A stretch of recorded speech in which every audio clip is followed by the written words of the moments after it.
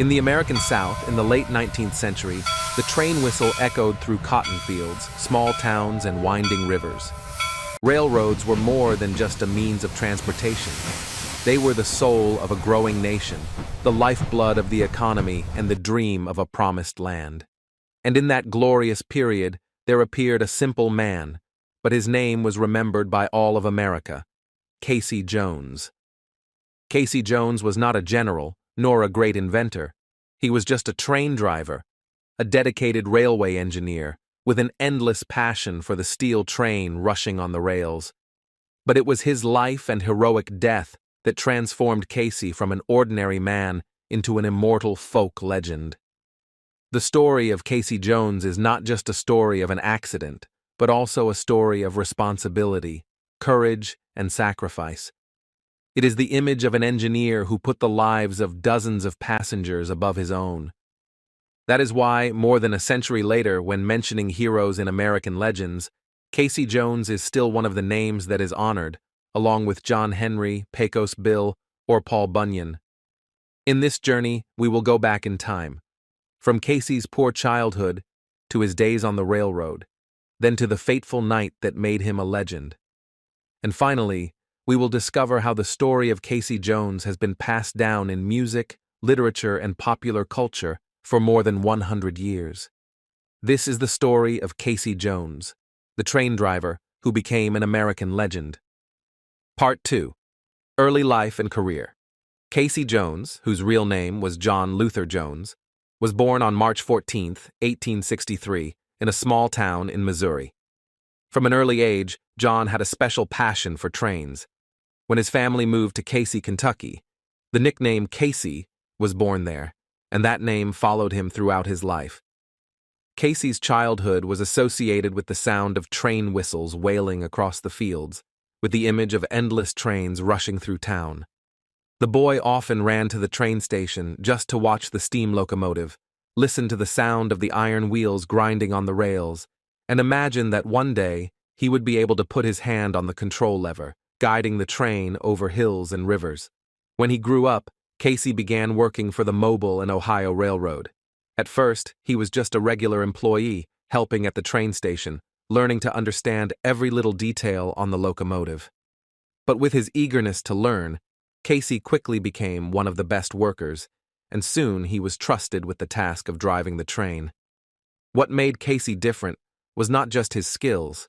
He was famous in the railway industry for his dedication and discipline. Casey was always punctual, always followed the rules, and above all, he considered the safety of passengers as the #1 priority. Every time he held the train whistle, he knew that dozens of lives were depending on his hands. Not only was Casey a good engineer, but he also had a strong passion for speed. He liked to take trains across long stretches of track faster than scheduled, but still ensuring absolute safety.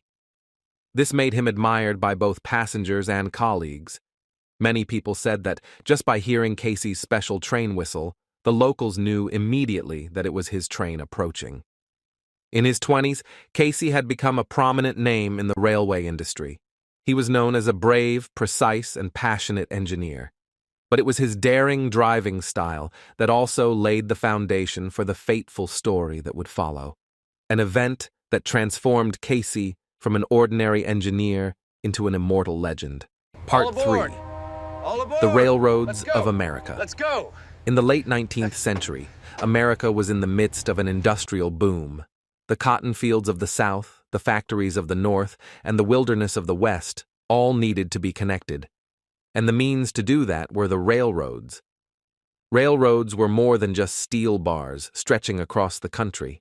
They were symbols of progress, a testament to the desire for territorial expansion, and a link between communities scattered across the United States. With the railroads, a letter from New York could reach Chicago faster than ever before. A farmer in Mississippi could send his cotton to New Orleans in just a few days, and a poor immigrant family could take a train to the West, seeking a better life. In this context, train engineers were more than just ordinary workers. They are the unsung heroes who control the giant iron monsters, carrying dozens, even hundreds of lives. Each train is a responsibility, and the driver is the soul of the whole journey. Casey Jones stands out in that world. He is not only a talented engineer, but also a symbol of the spirit of American railways, agile, precise, and courageous. His train whistle sounds like the heartbeat of an entire land, signaling the connection between small towns and bustling cities. However, along with rapid development, American railways also have many potential dangers. The signal system is still in its infancy, many sections of track are not complete, and railway accidents are not uncommon. The train engineer, therefore, is both a hope and faces risks every day. It is in this environment that Casey Jones has affirmed his name. He was trusted by his colleagues, loved by his passengers, and became one of the representative faces of the American railroad industry. But it was also in that dangerous context that the fateful night in Vaughan, Mississippi, turned an engineer into a legend that lives forever in the hearts of the people. Part 4. The Fateful Night. It was April 30th, 1900, a seemingly ordinary day that would become a fateful milestone in the history of American railroads.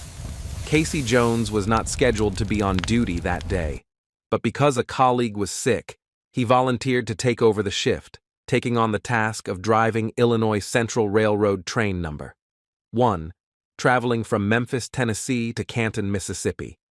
The train was loaded with freight and passengers and departed later than scheduled. Casey, with his disciplined personality and professional pride, was determined to make up for lost time. He sat on engine number 382, a giant iron monster famous for its strength and speed. Next to him was Simeon T. Webb, his loyal assistant. The train sped through the American South. The night wind blew hard, coal smoke billowed into the sky, and headlights illuminated the track ahead. Casey didn't say much, his eyes focused, his hand on the accelerator. For him, this wasn't just a train, it was a promise. Even if it was late, he would get the passengers to safety. But up ahead in Vaughan, Mississippi, an accident awaited. On the main track, a freight train had broken down, stopped at an intersection. Due to a signal failure, Casey had no advance warning. As the number. One train approached at high speed, all he could see was darkness and a giant iron wall blocking his path. In a moment of life and death, Casey Jones had to make a choice. He knew that if he jumped off the train, he might live, but the entire train and the passengers behind him would be plunged into disaster. So he decided to do the only thing he could: stay in the cab. Casey blew the whistle, the signal ringing through the night like a roar of fate. He slammed on the brakes, slowed down to the limit, and ordered Simeon to jump off the train to save his life. Simeon later recounted that, in his final moments, the image he saw was Casey still sitting firmly in front of the cockpit, his hands never leaving the joystick, his eyes fixed firmly forward. The collision happened at dawn. Locomotive number 382 crashed into the rear of the freight train. The sound of metal shattering echoed through the sky. But thanks to Casey's extraordinary efforts, all the passengers in the back escaped death. Only he, the brave engineer, passed away in that moment, leaving his name immortal in history. Casey Jones's death was not just an accident, it was a heroic act, transforming him from an ordinary man into an American folk icon. Part 5. The Crash at Vaughan. The fateful moment came in the early morning hours of May 1st, 1900, as train number 1 approached Vaughan, Mississippi. On the dark tracks, Casey Jones suddenly noticed the red emergency lights flashing in the distance. But the distance was too short. Less than 300 meters before the giant train crashed into a stalled freight train on the tracks. Casey immediately took action. He sounded the alarm. The sound reverberated through the night, waking many people in the town of Vaughan. That whistle, later known as the last whistle, Casey Jones's last whistle. In that urgent moment, he ordered his assistant Simeon T. Webb to jump from the train. Simeon escaped death, but still clearly remembered the last image. Casey did not leave the cab. He held the control lever tightly, pressed the brakes with both hands, and used all his strength to slow down, in order to save the train behind him. The collision occurred with a terrible explosion. Locomotive number 382 crashed straight into the freight car. The steel broke into pieces and steam sprayed out. The impact was so violent that the locomotive was almost crushed. However, a miracle happened. Thanks to Casey's timely deceleration, all the passengers on the train escaped death. Many were only slightly injured. Some did not even understand what had happened. They were safe, because the engineer had accepted to sacrifice himself to protect them. When the rescuers approached the scene, they found Casey in the driver's cab. He was still sitting there, his hand still gripping the control lever, his body crushed under the pile of steel. He was the only person to die in the accident. News of that heroic death quickly spread. Casey Jones was known as the train driver who never ran away, a symbol of courage and professional responsibility. Overnight, the name Casey Jones became a legend. Part 6. The legend lives on the heroic death of Casey Jones quickly spread across America. Within days of the accident, newspapers across the South carried stories about the train driver who died saving passengers. The articles described him as a folk hero, not wearing armor or wielding a sword, but armed with a train whistle, steel brakes, and courage. But what made Casey's story transcend the news was the music. Several fellow railroad workers, notably Wallace Saunders, an African-American mechanic, wrote a song called The Ballad of Casey Jones. The song spread from station to station, from the Mississippi Valley to the northern railroads. The simple yet poignant lyrics told of the engineer dying in the cab, saving passengers. And soon, folk musicians, bands, and street singers began singing it. Before long, the name Casey Jones became part of popular culture. People sang about him in taverns, at railroad meetings, and even children sang it in schoolyards. From a tragedy, Casey became a living legend in the hearts of people. In the following decade, his song was recorded and played on radios across the country. Famous artists such as Mississippi John Hurt, Johnny Cash, and many country singers turned Casey into a national icon. Not only did Casey Jones' image stop at music, it also appeared in books, comics, and even television.